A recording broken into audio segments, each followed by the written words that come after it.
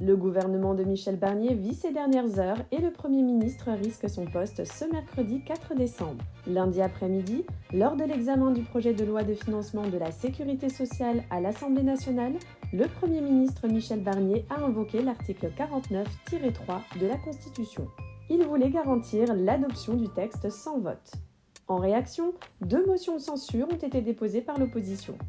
L'une l'a été par les députés du Nouveau Front Populaire, l'autre par ceux du Rassemblement national. Une motion de censure est recevable si elle est signée par 58 députés. Ce seuil est atteint par ces 2 propositions.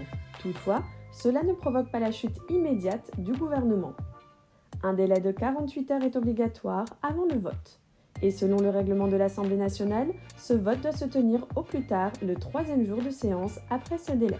C'est pourquoi les députés se réunissent ce mercredi 4 décembre à partir de 16 heures.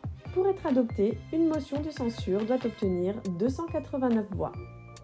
Si les députés du Rassemblement national soutiennent celle du Nouveau Front populaire, elle sera validée. En cas de succès, 2 conséquences suivront. Le projet de loi sera renvoyé au Sénat pour réexamen.